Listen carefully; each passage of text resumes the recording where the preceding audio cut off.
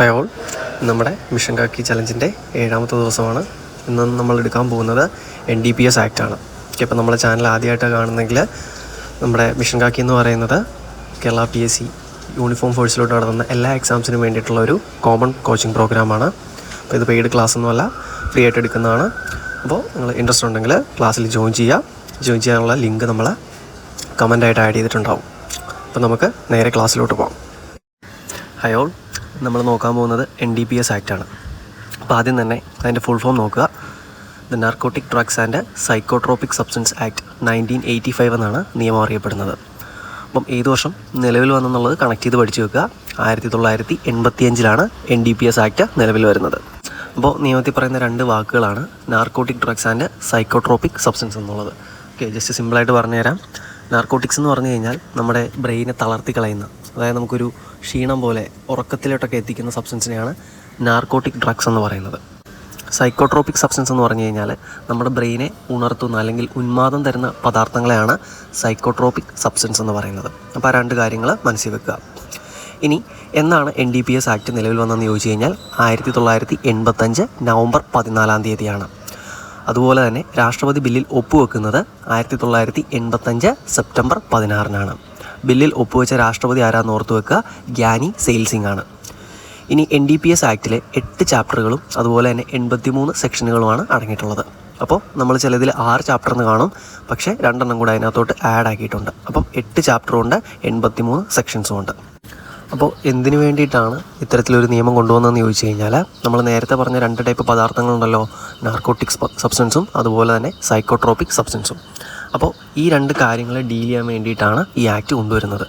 അപ്പോൾ നാർക്കോട്ടിക് സബ്സ്റ്റൻസിൻ്റെയും അതുപോലെ തന്നെ സൈക്കോട്രോപിക് സബ്സ്റ്റൻസിൻ്റെയും ട്രാൻസ്പോർട്ടേഷൻ, അതുപോലെ തന്നെ പ്രൊഡക്ഷൻ, അതുപോലെ തന്നെ അതിൻ്റെ പൊസഷൻ, ഇങ്ങനെയുള്ള കാര്യങ്ങളെല്ലാം കൂടെ കോർഡിനേറ്റ് ചെയ്ത് കൊണ്ടുപോകാൻ വേണ്ടിയിട്ട് കൊണ്ടുവന്ന നിയമമാണ് NDPS ആക്ട് എന്ന് പറയുന്നത്. അപ്പോൾ അത് ജസ്റ്റ് ഒന്ന് ഓർത്ത് വെച്ചാൽ മതി. അപ്പോൾ ഇതിൽ നിന്ന് ഒരുപാട് കാര്യങ്ങളൊന്നും പഠിക്കാനില്ല, ജസ്റ്റ് നാർക്കോട്ടിക്സിൻ്റെയും അതുപോലെ തന്നെ സൈക്കോട്രോപിക് സബ്സ്റ്റൻസിൻ്റെയും കാര്യങ്ങളെല്ലാം ഡീൽ ചെയ്യാൻ വേണ്ടിയിട്ട് കൊണ്ടുവന്ന ആക്റ്റാണെന്ന് മാത്രം പഠിച്ചാൽ മതി. അടുത്തതായിട്ട് ഈ ആക്റ്റിൽ പറയുന്ന പ്രൊവിഷൻസ് എന്തൊക്കെയാണെന്ന് നമുക്ക് നോക്കാം. ആദ്യം തന്നെ നമുക്ക് അനധികൃതമായിട്ടുള്ള മയക്കുമരുന്ന് കച്ചവടത്തിലൂടെ എന്തെങ്കിലും സ്വത്തോ കാര്യമോ സമ്പാദിച്ചിട്ടുണ്ടെങ്കിൽ അത് ഗവൺമെൻറ്റിലോട്ട് കണ്ടുകെട്ടുന്നതിനുള്ള പ്രൊവിഷൻസ് ഈ നിയമത്തിൽ പറയുന്നുണ്ട്. അതുപോലെ തന്നെ അനധികൃതമായിട്ടുള്ള മയക്കുമരുന്ന് കച്ചവടത്തിന് എന്തെങ്കിലും വസ്തുക്കൾ, അതായത് വണ്ടിയോ അങ്ങനെ എന്തെങ്കിലുമൊക്കെ ഉപയോഗിച്ചിട്ടുണ്ടെങ്കിൽ ആ വണ്ടിയും ഗവൺമെൻറ്റിലോട്ട് എന്ത് ചെയ്യാൻ പറ്റും, കണ്ടുകെട്ടാനായിട്ട് പറ്റും. അതുപോലെ തന്നെ നമുക്കറിയാം ഡ്രഗ്സ് റിലേറ്റഡ് ആയിട്ട് ഇൻ്റർനാഷണൽ കൺവെൻഷനുകളുണ്ടല്ലേ. അപ്പം അത്തരത്തിലുള്ള നിർദ്ദേശങ്ങളും കാര്യങ്ങളെല്ലാം, കൺവെൻഷനിൽ എടുക്കുന്ന തീരുമാനങ്ങളെല്ലാം ഇന്ത്യയിലും നടപ്പാക്കുക എന്നുള്ള ആ ഒരു പ്രൊവിഷനും കൂടെ ഈ ആക്റ്റിൽ ഉൾപ്പെടുത്തിയിട്ടുണ്ട്. അപ്പോൾ സ്റ്റേറ്റ്മെൻറ്റ് ക്വസ്റ്റ്യൻ ചോദിക്കുന്നതുകൊണ്ട് ഓർത്തു വെച്ചേക്കുക. ഓക്കെ, അപ്പോൾ എന്തൊക്കെയാണ് 3 കാര്യങ്ങളെന്ന് ജസ്റ്റ് ഒന്നുകൂടെ പറയാം. ഒന്ന്, എന്തെങ്കിലും ഒരു അനധികൃതമായിട്ടുള്ള മയക്കുമരുന്ന് കച്ചവടത്തിലൂടെ സ്വത്തുകൾ സമ്പാദിച്ചിട്ടുണ്ടെങ്കിലോ അല്ലെങ്കിൽ അത്തരത്തിലുള്ള മയക്കുമരുന്ന് കച്ചവടത്തിന് എന്തെങ്കിലും വസ്തുക്കൾ ഉപയോഗിച്ചിട്ടുണ്ടെങ്കിലോ അതൊക്കെ ഗവൺമെൻറ്റിലോട്ട് എന്ത് ചെയ്യാം, കണ്ടുകെട്ടാൻ പറ്റും. അതുപോലെ തന്നെ മയക്കുമരുന്ന് സംബന്ധമായിട്ടുള്ള ഇൻ്റർനാഷണൽ കൺവെൻഷനിൽ എടുക്കുന്ന തീരുമാനങ്ങൾ അത് ഇന്ത്യയിൽ നടപ്പിലാക്കുന്ന പ്രൊവിഷനും ഈ ആക്റ്റിൽ ഉൾപ്പെടുത്തിയിട്ടുണ്ടെന്ന് ഓർത്തു വെക്കുക. പിന്നെ ഒരു കാര്യം കൂടെ പറയുന്നുണ്ട്, ഈ നിയമവുമായി ബന്ധപ്പെട്ട മറ്റെന്തെങ്കിലും പ്രൊവിഷനോ കാര്യങ്ങളോ ഉണ്ടെങ്കിൽ അതും ഇതിനകത്ത് എന്ത് ചെയ്തിട്ടുണ്ട്, ഉൾപ്പെടുത്തിയിട്ടുണ്ട്. അത് വേറൊന്നുമല്ല, ഒരു കാര്യം മിസ്സായി പോകാണ്ടിരിക്കാൻ വേണ്ടിയിട്ട് നിയമത്തിൽ അങ്ങനെ ചേർക്കുന്ന ഒരു ടെക്നിക്കൽ ടേമാണ്. ഓക്കെ, അത് ജസ്റ്റ് ഒന്ന് ഓർത്ത് വെച്ചാൽ മതി. അപ്പോൾ NDPS ആക്ട് ഇന്ത്യ മൊത്തം ബാധകമാണ്. നമുക്കറിയാം ചില നിയമങ്ങൾ വരുമ്പോഴത്തേക്കും ചില സംസ്ഥാനങ്ങൾക്ക് ചില ഇളവുകൾ കൊടുക്കാറുണ്ട്. അപ്പോൾ അത്തരത്തിലുള്ള ഒരു ഇളവുകളെ പറ്റിയൊന്നും NDPS ആക്റ്റിൽ പറയുന്നില്ല. ഇന്ത്യ മൊത്തം എന്തുണ്ട്, നിയമത്തിന് വ്യാപ്തിയുണ്ട്. അതുമാത്രമല്ല നമ്മുടെ ഒരു ഇന്ത്യൻ സിറ്റിസൺ വേറെ ഏതെങ്കിലും രാജ്യത്ത് പോയി ഈ NDPSൽ പറയുന്നൊരു ഒഫൻസ് ചെയ്താൽ അതും എന്താണ്, ഈ നിയമം അനുസരിച്ച് കുറ്റകരമാവും. അപ്പോൾ വേറെ രാജ്യത്ത് പോയെന്ന് പറഞ്ഞിട്ട് നമുക്ക് ചെയ്യാൻ പറ്റത്തില്ല. നമ്മളെ ഇന്ത്യൻ സിറ്റിസൺ ആണെങ്കിൽ ഈ നിയമം നമുക്ക് ഏത് രാജ്യത്ത് നിന്നാലും ബാധകമാണ്. അതുപോലെ തന്നെ ഇന്ത്യയിൽ രജിസ്റ്റർ ചെയ്തിട്ടുള്ള കപ്പലുകളും വിമാനങ്ങളും ഉണ്ടാവും അല്ലേ. അതിപ്പോൾ സമുദ്രത്തിൽ എവിടെയാണ് അല്ലെങ്കിൽ എയറിൽ എവിടെയാണെങ്കിലും അതെന്താണ്, ആ ഫ്ലൈറ്റിലോ അല്ലെങ്കിൽ ആ കപ്പലിലോ ഉള്ള എല്ലാ ആൾക്കാർക്കും ഈ നിയമം ബാധകമായിരിക്കും അല്ലേ. അപ്പോൾ അവർ ഇന്ത്യൻ സിറ്റിസൺ അല്ലെങ്കിൽ പോലും ഇന്ത്യയിൽ രജിസ്റ്റർ ചെയ്ത കപ്പലിലും വിമാനത്തിലും ഉള്ളപ്പോൾ ഈ നിയമം എന്താണ്, ബാധകമാണ്. ഓക്കെ, അപ്പോൾ നിയമത്തിൻ്റെ വ്യാപ്തി ഒന്ന് ഓടിച്ച് മനസ്സിലോട്ട് കയറ്റിയേക്കുക. ഇന്ത്യ മുഴുവൻ ബാധകമാണ് അല്ലേ, ഒരു സംസ്ഥാനങ്ങൾക്കും ഇളവ് കൊടുത്തിട്ടില്ല. അതുപോലെ തന്നെ ഇന്ത്യൻ സിറ്റിസൺസ് എവിടെ ചെന്നാലും അല്ലേ, മറ്റു രാജ്യത്തായാൽ പോലും നിയമത്തിൻ്റെ ഒരു അണ്ടറിലായിരിക്കും അവരും വരുന്നത്. അതുപോലെ തന്നെ ഇന്ത്യയിൽ രജിസ്റ്റർ ചെയ്തിട്ടുള്ള കപ്പലുകളിലും അതുപോലെ തന്നെ വിമാനങ്ങളിലും അത് എവിടെ സ്ഥിതി ചെയ്യുന്നാലും കുഴപ്പമില്ല, അതിനകത്തുള്ള എല്ലാ ആൾക്കാർക്കും നിയമം ബാധകമായിരിക്കും. അടുത്ത നമ്മൾ പഠിക്കാൻ പോകുന്നത് NDPS ആക്റ്റിലെ കുറച്ച് സെക്ഷനുകളാണ്. അപ്പോൾ ചില കുറ്റങ്ങൾ ചെയ്യുമ്പോഴുള്ള പണിഷ്മെൻറ്റിനെ കുറിച്ചാണ് ഈ സെക്ഷനുകൾ പറയുന്നത്. അപ്പോൾ നമുക്ക് നേരെ സെക്ഷനിലോട്ട് പോകാം. ആദ്യം തന്നെ നമ്മൾ നോക്കാൻ പോകുന്നത് സെക്ഷൻ 20 സെക്ഷൻ 20 2 തരം കുറ്റങ്ങൾക്കുള്ള പണിഷ്മെൻറ്റിനെ കുറിച്ചാണ് പറയുന്നത്. ഒന്ന്, കഞ്ചാവ് കൃഷി ചെയ്യുന്നത്. 2, കഞ്ചാവ് റിലേറ്റ് ആയിട്ടുള്ള മറ്റ് കാര്യങ്ങൾ, അതായത് ഉൽപ്പാദനം, അതുപോലെ തന്നെ കൈവശം വയ്ക്കൽ, ട്രാൻസ്പോർട്ടേഷൻ, ഇറക്കുമതി, കയറ്റുമതി. അപ്പോൾ ഇത്തരത്തിലുള്ള 2 കുറ്റങ്ങൾക്കുള്ള ശിക്ഷയെപ്പറ്റിയാണ് സെക്ഷൻ 20 പറയുന്നത്. അപ്പോൾ നമുക്ക് ഡീറ്റെയിൽ ആയിട്ട് നോക്കാം. അപ്പോൾ സെക്ഷൻ 20 അനുസരിച്ചിട്ട് ഒരാൾ കഞ്ചാവ് കൃഷി ചെയ്ത് കഴിഞ്ഞാൽ അയാൾക്ക് 10 വർഷം വരെ കഠിന തടവും അതുപോലെ തന്നെ 1 ലക്ഷം രൂപ വരെ പിഴയും ലഭിക്കാം. അപ്പോൾ ഇവിടെ 10 വർഷവും 1 ലക്ഷം എന്നും പറഞ്ഞ് ചുമ്മാ കാണാപ്പാടം പഠിച്ചു പോകരുത്. 10 വർഷം വരെ എന്നാണ് പറയുന്നത്. അപ്പോൾ 10 താഴെ ഏതും ആകാം. ഇപ്പോൾ 2 വർഷമാകാം, 3 വർഷമാകാം, 4 വർഷമാകാം, 9 വർഷമാകാം, അല്ലേ? 10 താഴെയുള്ള ഏത് ശിക്ഷയെ എന്ത് ചെയ്യാം? ലഭിക്കാം. അപ്പോൾ 10 വർഷം എന്ന് കാണാപ്പാടം പഠിക്കാതെ 10 വർഷം വരെ എന്നുള്ള കാര്യം ഓർത്തു വെക്കുക. അതുപോലെ തന്നെയാണ് ഫൈൻ്റെ കാര്യവും. 1 ലക്ഷം രൂപ വരെ എന്നാണ് പറയുന്നത്, കണ്ടോ? അപ്പോൾ 1 ലക്ഷം രൂപയ്ക്ക് താഴെയുള്ള ഏത് എമൗണ്ടും ഫൈനിൽ വരാം. പിന്നെ ഓർത്തു വെക്കേണ്ട ഒരു കാര്യമാണ് സാധാരണ തടവും അതുപോലെ തന്നെ കഠിന തടവും. രണ്ടും രണ്ടാണ്. ഓക്കെ. അപ്പോൾ കഠിന തടവ് എന്ന് പറയുമ്പോഴത്തേക്കും എന്താണ്? റിഗോറസ് ഇംപ്രിസൺമെൻറ്റ് എന്നാണ് പറയുക. ഓക്കെ. അപ്പോൾ നമുക്കറിയാം, ജയിലിൽ ചെല്ലുമ്പോഴത്തേക്കും ഒരു കഠിന തടവുള്ള ആളെ നിർബന്ധമായിട്ടും എന്ത് ചെയ്യണം? പണിക്കിറങ്ങേണ്ടതായിട്ടുള്ളത്, അല്ലേ? അപ്പോൾ സാധാരണ തടവുള്ള ഒരാളാണ് ജയിലിൽ ചെല്ലുന്നതെങ്കിൽ അയാൾക്ക് എന്ത് ചെയ്യേണ്ട? താല്പര്യമില്ലെങ്കിൽ ജോലികൾ ചെയ്യേണ്ട ആവശ്യമില്ല. ഓക്കെ. അതുപോലെ തന്നെ കഠിന തടവും അതുപോലെ തന്നെ സാധാരണ തടവും തമ്മിൽ കുറച്ച് വ്യത്യാസങ്ങൾ കൂടെയുണ്ട്. ജസ്റ്റ് മനസ്സിലാവാൻ വേണ്ടി ഈ ഒരു പോയിന്റ് പറഞ്ഞാണ് കേട്ടോ, ഓർത്ത് വെച്ചേക്കുക. അപ്പോൾ നമ്മൾ പറഞ്ഞായിരുന്നു സെക്ഷൻ 20 2 തരം കുറ്റങ്ങൾക്കുള്ള ശിക്ഷ പറയുന്നുണ്ട്. ഒന്ന്, കഞ്ചാവ് കൃഷി ചെയ്താലുള്ളത്. അത് നമ്മൾ ഓൾറെഡി പഠിച്ചു കഴിഞ്ഞു, അല്ലേ? രണ്ടാമത്തെ കാര്യം എന്ന് പറഞ്ഞു കഴിഞ്ഞാൽ കഞ്ചാവ് റിലേറ്റഡ് ആയിട്ട് മറ്റ് കാര്യങ്ങൾ, അതായത് അത് ഉൽപ്പാദിപ്പിക്കുകയോ അല്ലെങ്കിൽ കൈവശം വയ്ക്കുകയോ അതുപോലെ തന്നെ ട്രാൻസ്പോർട്ടേഷൻ നടത്തുകയോ ഇറക്കുമതി ചെയ്യുകയോ കയറ്റുമതി ചെയ്യുകയോ ചെയ്തു കഴിഞ്ഞാൽ അത്തരത്തിലുള്ള കുറ്റങ്ങൾക്കുള്ള ശിക്ഷയാണ് രണ്ടാമതായിട്ട് പറയുന്നത്. അപ്പോൾ ഇവിടെ ശിക്ഷ നിശ്ചയിക്കുന്നതെന്ന് പറഞ്ഞു കഴിഞ്ഞാൽ ആ ഒരു കഞ്ചാവിൻ്റെ അളവിനെ ബേസ് ചെയ്തിട്ടായിരിക്കും ഇവിടെ ശിക്ഷ വിധിക്കുന്നത്. അപ്പോൾ അവിടെ നമ്മൾ പഠിക്കേണ്ട ഒരു കാര്യമുണ്ട്. എല്ലാ ഡ്രഗ്സിനും ഒരു മിനിമം ക്വാണ്ടിറ്റി അല്ലെങ്കിൽ സ്മോൾ ക്വാണ്ടിറ്റി എന്ന് പറയുന്നൊരു അളവ് നിശ്ചയിച്ചിട്ടുണ്ട്. അതുപോലെ തന്നെ ഒരു കൊമേഴ്ഷ്യൽ ക്വാണ്ടിറ്റി, അതായത് വ്യാവസായിക അളവെന്നും പറഞ്ഞിട്ട് അത് നിശ്ചയിച്ചിട്ടുണ്ട്. അത് നമ്മൾ സെപ്പറേറ്റ് പഠിക്കാനുണ്ട്. അപ്പോൾ ഇവിടെ കഞ്ചാവിൻ്റെ കേസിൽ ഓർത്ത് വെച്ചേക്കുക, കഞ്ചാവ് എന്ന് പറയുന്ന സാധനത്തിൻ്റെ സ്മോൾ ക്വാണ്ടിറ്റി എന്ന് പറയുന്നത് 1 കിലോഗ്രാമാണ്. അതുപോലെ തന്നെ കഞ്ചാവിൻ്റെ കൊമേഴ്ഷ്യൽ ക്വാണ്ടിറ്റി എന്ന് പറയുന്നത് 20 കിലോഗ്രാമാണ്. ഈ 2 കാര്യങ്ങളൊന്ന് ഓർത്ത് വെച്ചേക്കുക കേട്ടോ. അപ്പോൾ അറസ്റ്റ് ചെയ്യപ്പെടുമ്പോൾ ഒരാളുടെ കയ്യിൽ എത്ര കഞ്ചാവ് ഉണ്ടെന്നുള്ള അല്ലെങ്കിൽ എത്ര കിലോഗ്രാം കഞ്ചാവ് ഉണ്ടെന്നതിനെ ബേസ് ചെയ്തിട്ടായിരിക്കും ശിക്ഷ കിട്ടുന്നത്. അപ്പോൾ നമുക്കതും കൂടെ ഒന്ന് നോക്കിയേക്കാം. സ്മോൾ ക്വാണ്ടിറ്റി, അതായത് 1 കിലോഗ്രാമിൽ താഴെ കഞ്ചാവേ കയ്യിലുള്ളെങ്കിൽ പരമാവധി എത്ര വർഷം വരെ ശിക്ഷ കിട്ടാം? 1 വർഷം വരെ കിട്ടാം. അതുപോലെ തന്നെ 10,000 രൂപ വരെ പിഴയും കിട്ടാം. അപ്പോൾ നേരത്തെ പറഞ്ഞ കാര്യങ്ങൾ മറന്നു പോകരുത്. 1 വർഷവും 10,000 എന്നുള്ളത് പഠിച്ചു വെക്കാതെ 1 വർഷം വരെയാണ്, അതുപോലെ തന്നെ 10,000 രൂപ വരെയാണ്, അല്ലേ? അപ്പോൾ അതിൽ കുറവ് എത്രയും ആകാം. അതുപോലെ തന്നെ ഇവിടെ സാധാരണ തടവാണ് പറഞ്ഞേക്കുന്നത് കേട്ടോ, ശ്രദ്ധിക്കുക. നേരത്തെ നമ്മൾ പറഞ്ഞ എന്തായിരുന്നു? കഠിന തടവാണ്. ഇവിടെ 1 കിലോഗ്രാം വരെയാണ് കൈവശമുള്ളെങ്കിൽ സാധാരണ തടവായിരിക്കും. ഓക്കെ. ഇനി അതേപോലെ തന്നെ കൊമേഴ്ഷ്യൽ ക്വാണ്ടിറ്റിക്ക് താഴെ അതുപോലെ തന്നെ സ്മോൾ ക്വാണ്ടിറ്റിക്ക് മുകളിൽ, അതായത് 1 കിലോഗ്രാം മുതൽ 20 കിലോഗ്രാം വരെയാണ് കൈവശമെങ്കിലുള്ള ശിക്ഷയാണ് നോക്കാൻ പോകുന്നത്. അവിടെ പരമാവധി എത്ര വർഷം വരെ കിട്ടാം? 10 വർഷം വരെ കിട്ടാം. അതുപോലെ തന്നെ 1 ലക്ഷം രൂപ വരെ ഫൈനും കിട്ടാം. അപ്പം 10 വർഷവും 1 ലക്ഷം ഒന്നും പഠിച്ചു വെക്കാതെ 10 വർഷം വരെ എന്നാണ് പറയുന്നത്. 10 താഴെ എത്ര വേണേലും ആകാം. ഇനി ഇവിടെ ശ്രദ്ധിക്കണം, ഇവിടെ സാധാരണ തടവല്ല, എന്താണ്? കഠിന തടവാണ് ലഭിക്കുന്നത്. ഓക്കെ. ഇനി നമ്മൾ പറഞ്ഞു കൊമേഴ്ഷ്യൽ ക്വാണ്ടിറ്റിക്ക് മുകളിലാണെങ്കിൽ, അതായത് ഒരാളുടെ കയ്യിൽ നിന്ന് 20 കിലോഗ്രാമിൽ കൂടുതൽ കഞ്ചാവ് പിടിച്ചു കഴിഞ്ഞാൽ അവിടെ വരുന്ന ശിക്ഷ എന്ന് പറയുന്നത് 10 വർഷം മുതൽ 20 വർഷം വരെ കഠിന തടവ് ലഭിക്കാം. അതുപോലെ തന്നെ 1 ലക്ഷം രൂപ മുതൽ 2 ലക്ഷം രൂപ വരെ എന്തും കിട്ടാം? പിഴയും കിട്ടാം. ഒരു കാര്യം കൂടെ ഓർത്ത് വെച്ചേക്കുക, മതിയായ കാരണങ്ങളുണ്ടെന്ന് കോടതിക്ക് തോന്നിക്കഴിഞ്ഞാൽ ഈ പറഞ്ഞ 2 ലക്ഷത്തിലും പിഴ നിൽക്കത്തില്ല. അതിൽ കൂടുതൽ ചുമത്താനുള്ള അധികാരവും കോടതിക്ക് എന്ത് ചെയ്തിട്ടുണ്ട്? ഈ നിയമം കൊടുക്കുന്നുണ്ട്. അപ്പോൾ സെക്ഷൻ 21 ഓടിച്ചു നോക്കിക്കേ. സെക്ഷൻ 20 എന്തിനെക്കുറിച്ചാണ്? കഞ്ചാവിനെ കുറിച്ചാണ് പറയുന്നത്, അല്ലേ? കഞ്ചാവിനെ കുറിച്ചല്ല, കഞ്ചാവുമായിട്ട് റിലേറ്റ് ചെയ്തിട്ടുള്ള കുറ്റങ്ങൾക്കുള്ള ശിക്ഷയെ പറ്റിയാണ് പറയുന്നതെന്ന് ഓർത്ത് വെക്കുക. ഓക്കെ. ഇവിടെ 2 തരം കുറ്റങ്ങൾ പറയുന്നുണ്ട്. ഒന്ന് എന്താണ്? കഞ്ചാവ് കൃഷി ചെയ്ത് കഴിഞ്ഞാൽ നമ്മൾ പഠിച്ചായിരുന്നു 10 വർഷം വരെ കഠിന തടവും കിട്ടാം, അതുപോലെ തന്നെ 1 ലക്ഷം രൂപ വരെ പിഴയും കിട്ടാം. ഇനി രണ്ടാമത്തെ കാര്യം, കഞ്ചാവ് കൈവശം വയ്ക്കുകയോ ഉൽപ്പാദിപ്പിക്കുകയോ അതുപോലെ തന്നെ ട്രാൻസ്പോർട്ടേഷൻ ചെയ്യുകയോ ഇറക്കുമതി ചെയ്യുകയോ കയറ്റുമതി ചെയ്യുകയോ, അപ്പോൾ ഇത്തരത്തിലുള്ള കാര്യങ്ങൾ ചെയ്താലുള്ള ശിക്ഷയെ പറ്റിയാണ് രണ്ടാമത് പറയുന്നത്, അല്ലേ? അത് ക്വാണ്ടിറ്റിയെ ബേസ് ചെയ്താണ് എന്ത് ചെയ്യുന്നത്? ശിക്ഷ വിധിക്കുന്നത്. അപ്പോൾ കഞ്ചാവിൻ്റെ 2 തരം ക്വാണ്ടിറ്റികൾ പഠിച്ചു വെക്കുക. കഞ്ചാവിൻ്റെ എല്ലാ ഡ്രഗ്സിൻ്റെയും നമുക്ക് പഠിക്കാനുണ്ട്. ഇപ്പോൾ കഞ്ചാവ് ആയതുകൊണ്ട് കഞ്ചാവ് ഓർത്ത് വെക്കുക. ഓക്കെ. കഞ്ചാവിൻ്റെ സ്മോൾ ക്വാണ്ടിറ്റി എന്ന് പറയുന്നത് 1 കിലോഗ്രാമാണ്. അതുപോലെ തന്നെ അതിൻ്റെ കൊമേഴ്ഷ്യൽ ക്വാണ്ടിറ്റി എന്ന് പറയുന്നത് 20 കിലോഗ്രാമാണ്. അപ്പോൾ കൈവശം വെച്ചിരിക്കുന്ന ആ ഒരു കഞ്ചാവിൻ്റെ അളവ് വെച്ചിട്ടാണ് ഇവിടെ ശിക്ഷ കിട്ടുന്നത്. ഇനി സ്മോൾ ക്വാണ്ടിറ്റി ഉള്ളെങ്കിൽ എന്താണ്, 1 വർഷം വരെ സാധാരണ തടവും 10,000 രൂപ വരെ പിഴയും ഉണ്ടായിരിക്കത്തുള്ളൂ. ഇനി സ്മോൾ ക്വാണ്ടിറ്റിക്ക് മുകളിലുമാണ് എന്നാൽ കൊമേഴ്ഷ്യൽ ക്വാണ്ടിറ്റിക്ക് താഴെയുമാണെങ്കിൽ എന്താണ്, 10 വർഷം വരെ കഠിന തടവും ലഭിക്കാം, 1 ലക്ഷം രൂപ വരെ പിഴയും ലഭിക്കാം. ഇനി കൊമേഴ്ഷ്യൽ ക്വാണ്ടിറ്റിയാണ് അല്ലെങ്കിൽ 20 കിലോഗ്രാമിൽ കൂടുതലാണെങ്കിൽ എന്ത് പറ്റും, 10 വർഷം മുതൽ 20 വർഷം വരെ കഠിന തടവും ലഭിക്കാം. അതുപോലെ തന്നെ 1 ലക്ഷം രൂപ മുതൽ 2 ലക്ഷം രൂപ വരെ പിഴയും ലഭിക്കാം. ഇനി കോടതിക്ക് മതിയായ കാരണങ്ങളുണ്ടെങ്കിൽ 2 ലക്ഷത്തിന് മുകളിലും ഫൈൻ ലഭിക്കാം. അപ്പോൾ അടുത്ത സെക്ഷൻ പഠിക്കുന്നതിന് മുമ്പ് തന്നെ ഈ സെക്ഷൻ്റെ ശിക്ഷകൾ നന്നായിട്ട് മനസ്സിലോട്ട് കയറ്റണം. ഓക്കെ, അപ്പോൾ വീഡിയോ ഒന്ന് പോസ് ചെയ്ത് വെച്ചിട്ട് ഈ ശിക്ഷകൾ ഇപ്പം തന്നെ ഒന്ന് മനസ്സിലോട്ട് കയറ്റുക. അടുത്ത നമ്മൾ പഠിക്കാൻ പോകുന്ന സെക്ഷൻ 21 ഓക്കെ, അപ്പോൾ എന്താണ് സെക്ഷൻ 21 എന്ന് ചോദിച്ചു കഴിഞ്ഞാൽ മാനുഫാക്ചേർഡ് ഡ്രഗ്സിൻ്റെ ഡീലിങ്സിനെ കുറിച്ച് പറയുന്ന സെക്ഷനാണ് ഏത്, സെക്ഷൻ 21 എന്ന് പറയുന്നത്.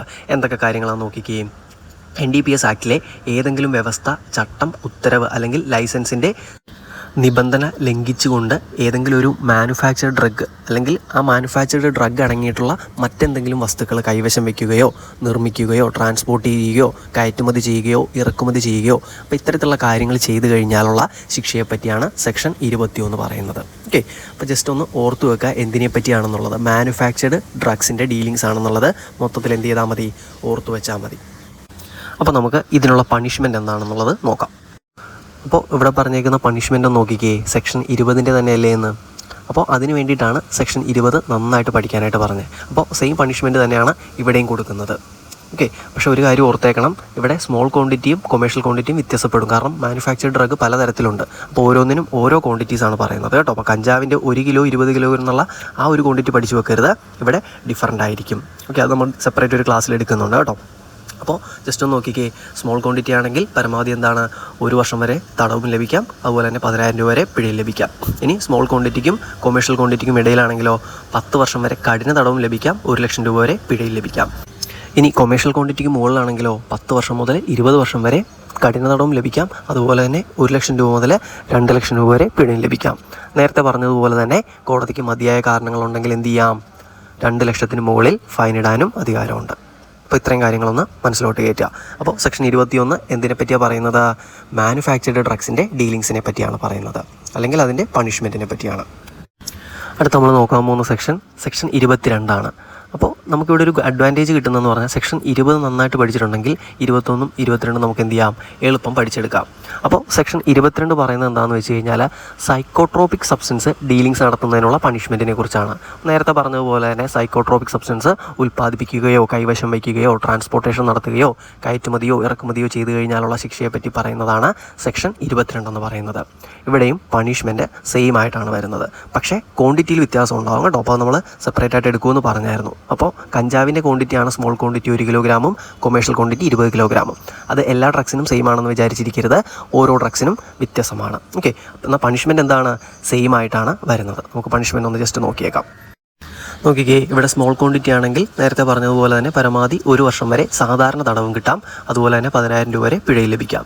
ഇനി സ്മോൾ ക്വാണ്ടിറ്റിക്ക് മുകളിലും കൊമേഴ്ഷ്യൽ ക്വാണ്ടിറ്റിക്ക് താഴെയുമാണെങ്കിലോ പരമാവധി 10 വർഷം വരെ കഠിന തടവും ലഭിക്കാം, 1 ലക്ഷം രൂപ വരെ പിഴയും ലഭിക്കാം.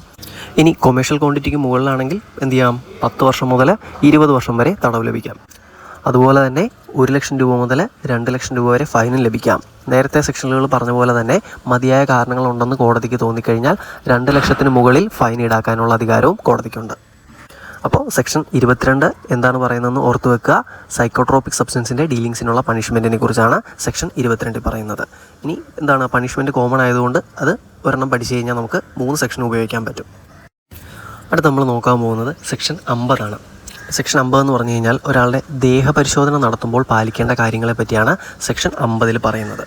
അപ്പോൾ നമുക്ക് സെക്ഷനിലോട്ട് പോകാം. നോക്കിക്കേ, 42-ാം വകുപ്പ് പ്രകാരം കൃത്യമായി അധികാരപ്പെടുത്തിയ ഏതെങ്കിലും ഉദ്യോഗസ്ഥൻ 41, 42, 43 വകുപ്പുകളിലെ വ്യവസ്ഥകൾ പ്രകാരം ഏതെങ്കിലും വ്യക്തിയെ പരിശോധിക്കാൻ ഒരുങ്ങുമ്പോൾ ആ വ്യക്തി ആവശ്യപ്പെടുകയാണെങ്കിൽ ആ ഉദ്യോഗസ്ഥൻ എന്ത് ചെയ്യണം, എത്രയും പെട്ടെന്ന് തന്നെ അയാളെ എന്ത് ചെയ്യണം, ഏതെങ്കിലും ഗസറ്റഡ് ഓഫീസറുടെയോ അല്ലെങ്കിൽ മജിസ്ട്രേറ്റിൻ്റെ മുന്നിലോ എന്ത് ചെയ്യണം, ഹാജരാക്കണം. അവരെ മുന്നിൽ വെച്ച് മാത്രമേ നമുക്ക് എന്ത് ചെയ്യാൻ പറ്റുള്ളൂ, ദേഹപരിശോധന നടത്താൻ പറ്റുള്ളൂ. നിങ്ങൾ ആക്ഷൻ ഹീറോ ബിജു സിനിമ കണ്ടിട്ടുണ്ടെങ്കിൽ നിങ്ങൾ നോക്കിയാൽ മതി, ഒരു കഞ്ചാവ് ഹണ്ട് ചെയ്യുന്ന സമയത്ത് എന്ത് ചെയ്യുന്നുണ്ട്, നിവിൻ പോളി എന്ത് ചെയ്യുന്നുണ്ട്, തഹസിൽദാറിനെ വിളിച്ചു വരുത്തുന്നുണ്ട് അല്ലേ. അപ്പോൾ ആ ഒരു ഗസറ്റഡ് ഓഫീസറുടെയോ അല്ലെങ്കിൽ എന്ത് ചെയ്യണം, ഒരു മജിസ്ട്രേറ്റിൻ്റെ മുന്നിൽ വെച്ച് മാത്രമേ എന്ത് ചെയ്യാൻ പറ്റുള്ളൂ, ദേഹപരിശോധന നടത്താൻ പറ്റുള്ളൂ. അതാണ് അതിൻ്റെ ഒരു കറക്റ്റ് പ്രൊസീജിയർ എന്ന് പറയുന്നത്. ഇപ്പോൾ അല്ലാതെ നടത്തി പിടിച്ചെടുക്കപ്പെട്ടാലും എന്ത് ചെയ്യും, അത് കോടതി ചെല്ലുമ്പോഴത്തേക്കും അവർക്ക് ഊരിപ്പോരാനുള്ള ഒരു ലൂപ്പ് ഹോളാണ് അല്ലേ. കാര്യം നമുക്ക് പറയാം, ഉദ്യോഗസ്ഥൻ വ്യക്തിവൈരാഗ്യം വെച്ചിട്ട് എന്ത് ചെയ്തതാണ്, ഇയാളുടെ പോക്കറ്റിൽ കൊണ്ട് ഇട്ടതാണെന്ന് പറയാനുള്ളൊരു പോസിബിലിറ്റി ഉണ്ട്. അപ്പോൾ അത് ഒഴിവാക്കാൻ വേണ്ടിയിട്ടാണ് എന്ത് ചെയ്തിരിക്കുന്നത്, ഇത്തരത്തിലുള്ള ഒരു പ്രൊവിഷൻ എന്ത് ചെയ്തിരിക്കുന്നത് കൊണ്ടുവന്നിട്ടുള്ളത്. അപ്പോൾ ഈ 41, 42, 43 സെക്ഷനൊന്നും കേട്ട് നിങ്ങൾ പേടിക്കേണ്ട. അതായത് വാറണ്ട് ഇഷ്യൂ ചെയ്യാനും അതുപോലെ തന്നെ സെർച്ച് നടത്താനും അറസ്റ്റ് ചെയ്യാനുമുള്ള സെക്ഷനുകളാണ് 41, 42, 43 ഒക്കെ പറയുന്നത്. അപ്പോൾ അത് ഡീറ്റെയിൽ ആയിട്ടൊന്നും ഓർക്കേണ്ട, ജസ്റ്റ് ഒന്ന് ഓർത്ത് വെച്ചാൽ മാത്രം മതി. അപ്പോൾ 50ാമത്തെ സെക്ഷൻ്റെ 2ാമത്തെ സബ്സെക്ഷൻ പറയുന്നത് എന്താണെന്ന് വെച്ച് കഴിഞ്ഞാൽ, ഇപ്പോൾ അത്തരത്തിലൊരു മജിസ്ട്രേറ്റോ അല്ലെങ്കിൽ ഒരു ഗസറ്റഡ് ഓഫീസറോ അവൈലബിൾ അല്ലെങ്കിൽ അതാകുന്നത് വരെ അയാളെ തടഞ്ഞു വെക്കാം. ഇപ്പോൾ അറസ്റ്റ് ചെയ്യപ്പെട്ടിട്ടുള്ള വ്യക്തിയെ തടഞ്ഞു വെക്കാനുള്ള അധികാരം ആർക്ക് കൊടുക്കുന്നുണ്ട്, ഒരു ഉദ്യോഗസ്ഥന് കൊടുക്കുന്നുണ്ട്. ഇനി അത്തരത്തിലുള്ളൊരു മജിസ്ട്രേറ്റോ അല്ലെങ്കിൽ ഒരു ഗസറ്റഡ് ഓഫീസറോ അവിടെ എത്തുകയും ആ ഒരു വ്യക്തിയെ പരിശോധിക്കേണ്ട ആവശ്യമില്ലെന്ന് ഈ മജിസ്ട്രേറ്റിനോ അല്ലെങ്കിൽ അതുപോലെ തന്നെ ആ ഒരു ഗസറ്റഡ് ഓഫീസർക്കോ തോന്നുവാണെങ്കിൽ എത്രയും പെട്ടെന്ന് തന്നെ എന്ത് ചെയ്യണം, അയാളെ വിട്ടയക്കണം. ഓക്കെ, ഇതാണ് എന്ത് ചെയ്യുന്നത്, സബ്സെക്ഷൻ 3യിൽ പറയുന്നത്. അടുത്ത് നമ്മൾ നോക്കാൻ പോകുന്നത് 50ാമത്തെ സെക്ഷൻ്റെ 4ാമത്തെ സബ്സെക്ഷനാണ്. അപ്പോൾ ഇവിടെ പറയുന്നതെന്ന് പറഞ്ഞു കഴിഞ്ഞാൽ, സ്ത്രീകൾ തന്നെ എന്ത് ചെയ്യണം, ദേഹപരിശോധന നടത്തണം. ഓക്കെ, അപ്പോൾ ഒരു സ്ത്രീയാണ് നമുക്ക് സംശയാസ്പദമായിട്ട് നമ്മൾ അറസ്റ്റ് ചെയ്യപ്പെടുന്നതെങ്കിൽ അവിടെ ദേഹപരിശോധന നടത്തണമെങ്കിൽ നിർബന്ധമായിട്ടും ഒരു വനിതാ ഉദ്യോഗസ്ഥ ഉണ്ടാവണം അല്ലേ. ഇപ്പോൾ നമുക്കറിയാം, നമ്മുടെ വനിതകൾക്കൊക്കെ എക്സൈസിലുള്ള ഒരു സ്കോപ്പ് എന്ന് പറയുന്നതും അത് തന്നെയാണ്. ഇപ്പോൾ നമുക്കറിയാം, ഇഷ്ടംപോലെ സ്ത്രീകൾ എന്ത് ചെയ്യുന്നുണ്ട്, ലഹരി വസ്തുക്കൾ ക്യാരിയർ ആകുന്നുണ്ട് അല്ലേ. ഇപ്പോൾ നമുക്കറിയാം, ഇഷ്ടംപോലെ കേസുകൾ അങ്ങനെ റിപ്പോർട്ട് ചെയ്യപ്പെടുന്നുണ്ട്. അപ്പോൾ ഇത്തരത്തിലുള്ള അവരെയൊക്കെ നമുക്ക് ദേഹപരിശോധന നടത്തണമെങ്കിൽ അവിടെ നിർബന്ധമായിട്ടും എന്ത് വേണം, വനിതാ ഉദ്യോഗസ്ഥർ വേണം അല്ലേ. അപ്പോൾ അതുകൊണ്ട് തന്നെ വനിതകൾക്ക് എന്ത് ചെയ്യുന്നുണ്ട്, ഒരു സ്കോപ്പ് അല്ലേ, നമുക്ക് അപ്പോയിൻമെൻറ്റ് കിട്ടാനുള്ള ഒരു സാധ്യതകളും എന്ത് ചെയ്യുന്നുണ്ട്, കൂടുന്നുണ്ട്. ഒരു കാര്യം മനസ്സിൽ വെച്ചേക്കുക, പുരുഷന്മാർക്ക് കിട്ടുന്ന അത്ര അപ്പോയിൻമെൻറ്റ് സ്ത്രീകൾക്ക് എന്ത് ചെയ്യത്തില്ല, കിട്ടത്തില്ല. അതുകൊണ്ട് തന്നെ നിങ്ങൾ പഠിച്ച് ടോപ്പ് റാങ്കിൽ എത്തിയാൽ മാത്രമേ എന്ത് ചെയ്യത്തുള്ളൂ, അപ്പോയിൻമെൻറ്റ് കിട്ടുമെന്നുള്ള കാര്യമൊന്ന് മനസ്സിൽ വെച്ചേക്കണം കേട്ടോ. അപ്പോൾ അതൊരു കൺഫ്യൂസിങ് ആയിട്ടുള്ളൊരു പോയിൻ്റ് അല്ല, സിമ്പിളായിട്ടുള്ളൊരു കാര്യമാണ്. നമുക്ക് കോമൺ സെൻസിൽ ചിന്തിക്കാവുന്നതേ ഉള്ളൂ. വനിതകളെ ആര് മാത്രമേ പരിശോധിക്കാവുള്ളൂ, വനിതാ ഉദ്യോഗസ്ഥർ മാത്രമേ ദേഹപരിശോധന നടത്താൻ പാടുള്ളൂ. അടുത്ത് നമ്മൾ പഠിക്കാൻ പോകുന്നത് 50ാമത്തെ സെക്ഷൻ്റെ 5ാമത്തെ സബ്സെക്ഷനാണ്. ഇച്ചിരി ഇമ്പോർട്ടൻ്റ് ആണ്, ശ്രദ്ധിച്ചോണം. അപ്പോൾ അവിടെ പറയുന്നത് എന്താണെന്ന് വെച്ച് കഴിഞ്ഞാൽ, ഇപ്പം നമ്മളൊരാളെ അറസ്റ്റ് ചെയ്തു അല്ലേ, ഇനി അടുത്ത അയാളെ എന്ത് ചെയ്യണം, ദേഹപരിശോധന നടത്തണം. അപ്പോൾ ഈ ദേഹപരിശോധന നടത്തുന്ന സമയത്ത് ഇയാൾ ഈ പറഞ്ഞ ഡ്രഗോ അല്ലെങ്കിൽ മറ്റെന്തെങ്കിലും വസ്തുക്കൾ കൈമാറ്റം ചെയ്യപ്പെടാൻ സാധ്യതയുണ്ടെങ്കിൽ അല്ലേ, അപ്പോൾ നമ്മൾ അത്രയും നേരം ഈ ഗസറ്റഡ് ഓഫീസർക്കോ അല്ലെങ്കിൽ മജിസ്ട്രേറ്റിനോ വേണ്ടി വെയിറ്റ് ചെയ്യാൻ പറ്റത്തില്ല അല്ലേ. അപ്പോൾ ആ ഒരു കാര്യം അന്വേഷണ ഉദ്യോഗസ്ഥന് ഉത്തമ ബോധ്യമുണ്ടെങ്കിൽ അയാൾക്ക് എന്ത് ചെയ്യാം, മറ്റ് നടപടികളിലേക്ക് കിടക്കാം. അതായത് വേണമെങ്കിൽ എന്ത് ചെയ്യാം, ദേഹപരിശോധന നടത്താം. കാരണം അവിടെ തെളിവ് നശിക്കപ്പെടരുതെന്നുള്ളൊരു ആ ഒരു കൺസെപ്റ്റ് വെച്ചിട്ടാണ് ഇങ്ങനൊരു പ്രൊവിഷൻ എന്ത് ചെയ്തിരിക്കുന്നത്, നിയമത്തിൽ കൊണ്ടുവന്നിരിക്കുന്നത്. അപ്പോൾ സെക്ഷൻ 42 എന്താ പറയുന്നതെന്ന് വെച്ച് കഴിഞ്ഞാൽ, വാറണ്ട് ഇല്ലാതെ തന്നെ എന്ത് ചെയ്യാനും, സെർച്ച് നടത്താനും അതുപോലെ തന്നെ അറസ്റ്റ് ചെയ്യാനുള്ള അധികാരത്തെ പറ്റിയാണ് എന്ത് ചെയ്യുന്നത്, 42ാമത്തെ സെക്ഷൻ പറയുന്നത്. അപ്പോൾ 50ാമത്തെ സെക്ഷൻ്റെ 5ാമത്തെ സബ്സെക്ഷൻ എന്താ പറയുന്നത്, ഒരാളെ അറസ്റ്റ് ചെയ്യുന്ന സമയത്ത് പെട്ടെന്ന് എന്ത് ചെയ്യാൻ പറ്റുന്നില്ല, ഒരു ഗസറ്റഡ് ഓഫീസറുടെ അടുത്തോട്ടോ അല്ലെങ്കിൽ ഒരു മജിസ്ട്രേറ്റിൻ്റെ അടുത്തോട്ടോ എത്താൻ പറ്റുന്നില്ല എങ്കിൽ നമുക്ക് എന്ത് ചെയ്യാം, ആ ഒരു നടപടി ഇല്ലാതെ തന്നെ അടുത്ത പ്രൊസീജിയറിലോട്ട് പോകാം. വേണമെങ്കിൽ ദേഹപരിശോധന നടത്താം. ഓക്കെ, അപ്പോൾ കാര്യം എന്താ, അവിടെ ഒരു തെളിവ് നശിപ്പിക്കപ്പെടരുത് അല്ലെങ്കിൽ ഒരു സാധനം എന്ത് ചെയ്യരുത്, കൈമാറ്റം ചെയ്യപ്പെടരുതെന്നുള്ളൊരു ഉദ്ദേശത്തോടെയാണ് ഈ ഒരു സബ്സെക്ഷൻ കൊണ്ടുവന്നിട്ടുള്ളത്. അപ്പോൾ ഒരു കാര്യം കൂടെ മനസ്സിലോട്ട് വെച്ചേക്കണം, ഇപ്പോൾ ഇവിടെ മജിസ്ട്രേറ്റോ അല്ലെങ്കിൽ ഗസറ്റഡ് ഓഫീസറോ ഇല്ലെങ്കിൽ നമ്മുടെ CRPCയിലെ 100ാമത്തെ സെക്ഷൻ അനുസരിച്ചുള്ള പ്രൊസീജിയേഴ്സാണ് ഫോളോ ചെയ്യേണ്ടത് കേട്ടോ. ഇപ്പോൾ CRPC മാറ്റി, അപ്പോൾ അതിൻ്റെ ഒരു അപ്ഡേഷൻ ഈ നിയമത്തിൽ വന്നിട്ടില്ല. അപ്പം അങ്ങനെ തന്നെ ജസ്റ്റ് ഓർത്ത് വെച്ചാൽ മതി. അടുത്ത് നമ്മൾ നോക്കാൻ പോകുന്നത് 6ാമത്തെ സബ്സെക്ഷനാണ്. അപ്പോൾ 5ാമത്തെ സബ്സെക്ഷൻ എന്താ പറഞ്ഞത്, നമുക്കൊരു മജിസ്ട്രേറ്റോ അല്ലെങ്കിൽ ഗസറ്റഡ് ഓഫീസറോ അവൈലബിൾ അല്ലാത്തപ്പോൾ നമ്മൾ ചെയ്യുന്ന കാര്യങ്ങളാണ് അല്ലേ. അപ്പോൾ അത്തരത്തിൽ നമ്മളൊരു പ്രൊസീജിയർ ചെയ്തിട്ടുണ്ടെങ്കിൽ അതിൻ്റെ ഒരു റിപ്പോർട്ട് ആ അന്വേഷണ ഉദ്യോഗസ്ഥൻ 72 മണിക്കൂറിനുള്ളിൽ, സമയം ഓർത്ത് വെച്ചേക്കണം, 72 മണിക്കൂറിനുള്ളിൽ എന്ത് ചെയ്യണം, അയാളുടെ ഹയർ അതോറിറ്റി, അതായത് പുള്ളിക്കാരൻ്റെ മേലുദ്യോഗസ്ഥൻ ആരാണോ അവർക്ക് സബ്മിറ്റ് ചെയ്തിട്ടുണ്ടാവണം അല്ലേ. അല്ലെങ്കിൽ എന്ത് പറ്റും, കോടതി ചെല്ലുമ്പോൾ കോടതി ചോദിക്കും നിങ്ങൾ എന്ത് പ്രൊസീജിയർ അനുസരിച്ചിട്ടാണ് കാര്യങ്ങൾ ചെയ്തതെന്നുള്ളത്. ഓക്കെ, അപ്പോൾ ആ സമയപരിധി ഓർത്ത് വെച്ചേക്കുക, 72 മണിക്കൂറിനുള്ളിൽ 5ാമത്തെ സെക്ഷൻ്റെ റിപ്പോർട്ട് എന്ത് ചെയ്യണം, സബ്മിറ്റ് ചെയ്യണം. അപ്പോൾ ഇത്രയും കാര്യങ്ങളാണ് നമുക്ക് ഇന്നത്തെ വീഡിയോസിൽ നോക്കാനുള്ളത്. അപ്പോൾ 50ാമത്തെ സെക്ഷനും നമുക്കൊന്ന് ഓടിച്ചു നോക്കിയേക്കാം. അപ്പോൾ 50ാമത്തെ സെക്ഷൻ പറയുന്നത് എന്താണ്, ഒരാളെ ദേഹപരിശോധന നടത്തുമ്പോൾ ചെയ്യേണ്ട കാര്യങ്ങൾ അല്ലെങ്കിൽ പാലിക്കേണ്ട കാര്യങ്ങളെ പറ്റിയാണ് 50ാമത്തെ സെക്ഷൻ പറയുന്നത്. അപ്പോൾ അതിലെ 1ാമത്തെ സബ്സെക്ഷൻ എന്താ പറഞ്ഞത്, ഒരാളെ ദേഹപരിശോധന നടത്തുന്നത് ആരുടെ പ്രസൻസിലായിരിക്കണം, ഒരു ഗസറ്റഡ് ഓഫീസറുടെയോ അല്ലെങ്കിൽ ഒരു മജിസ്ട്രേറ്റിൻ്റെ പ്രസൻസിൽ മാത്രമേ എന്ത് ചെയ്യാൻ പാടുള്ളൂ, ഒരാളെ ദേഹപരിശോധന നടത്താൻ പാടുള്ളൂ.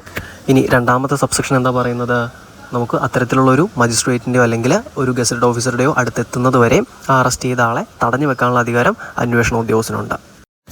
ഇനി മൂന്നാമത്തെ സബ്സെക്ഷൻ എന്താ പറയുന്നത്, ഇപ്പോൾ നമ്മൾ അത്തരത്തിലൊരു ഗസറ്റഡ് ഓഫീസറുടെയോ അല്ലെങ്കിൽ മജിസ്ട്രേറ്റിന് മുന്നിലെത്തി, അപ്പോൾ അവർക്ക് തോന്നുവാണ് ഇയാളെ ദേഹപരിശോധന നടത്തേണ്ട ആവശ്യമില്ല എന്ന് തോന്നിക്കഴിഞ്ഞാൽ അവരെ വിട്ടയക്കണം. ഇനി അതല്ല, കാരണമുണ്ടെന്ന് തോന്നിക്കഴിഞ്ഞാൽ അവിടെ വെച്ച് എന്ത് ചെയ്യണം, ദേഹപരിശോധന നടത്തേണ്ടതുമാണ്. ഇനി നാലാമത്തെ എന്താ സബ്സെക്ഷൻ പറയുന്നത്, വനിതകൾ മാത്രമേ ദേഹപരിശോധന നടത്താൻ പാടുള്ളൂ. ഇനി അഞ്ചാമത്തെ സബ്സെക്ഷൻ പറഞ്ഞ എന്തായിരുന്നു, നമ്മുടെ പെട്ടെന്നൊരു മജിസ്ട്രേറ്റോ അല്ലെങ്കിൽ ഗസറ്റഡ് ഓഫീസറോ അവൈലബിൾ അല്ലെങ്കിൽ CRPCയിലെ 100-ാം സെക്ഷൻ അനുസരിച്ചുള്ള പ്രൊസീജിയേഴ്സ് എന്ത് ചെയ്യാം, ഫോളോ ചെയ്യാം. അപ്പോൾ ആറാമത്തെ സബ്സെക്ഷൻ എന്താ പറയുന്നത്, നമ്മൾ അഞ്ചാമത്തെ സബ്സെക്ഷൻ അനുസരിച്ചിട്ട് അത്തരത്തിലൊരു പ്രൊസീജിയർ ഫോളോ ചെയ്തിട്ടുണ്ടെങ്കിൽ, അതായത് ഒരു ഗസറ്റഡ് ഓഫീസറോ അല്ലെങ്കിൽ മജിസ്ട്രേറ്റോ ഇല്ലാതെ ദേഹപരിശോധന നടത്തിയിട്ടുണ്ടെങ്കിൽ അതിൻ്റെ റിപ്പോർട്ട് എന്ത് ചെയ്യണം, മേലുദ്യോഗസ്ഥന് 72 മണിക്കൂറിനുള്ളിൽ കൊടുത്തിട്ടുണ്ടാവണം. ഓക്കെ, സമയപരിധി ഓർത്ത് വെച്ചേക്കുക, 72 മണിക്കൂർ. അപ്പോൾ ഇന്നത്തെ ക്ലാസ്സിൽ ഇത്രയും കാര്യങ്ങളാണ് നമ്മൾ കവർ ചെയ്യുന്നത്. അപ്പോൾ എല്ലാവരും നന്നായിട്ട് തന്നെ പഠിക്കുക, പറ്റുമെങ്കിൽ അന്ന് തന്നെ പഠിച്ചു പോവുക. കാരണം പെൻഡിങ് ഇടുമ്പോഴത്തേക്കും നമുക്ക് കുറച്ച് നാൾ കഴിയുമ്പോൾ അതൊരു ബേർഡനായിട്ട് മാറും. ഓക്കെ, അതുപോലെ തന്നെ ക്ലാസ് യൂസ്ഫുൾ ആയിട്ട് തോന്നുന്നുണ്ടെങ്കിൽ ലൈക്ക് ചെയ്യുക, അതുപോലെ തന്നെ സബ്സ്ക്രൈബ് ചെയ്ത് സപ്പോർട്ടും കൂടെ തരാം. അപ്പോൾ നമുക്ക് അടുത്ത ക്ലാസ്സുമായിട്ട് വീണ്ടും കാണാം.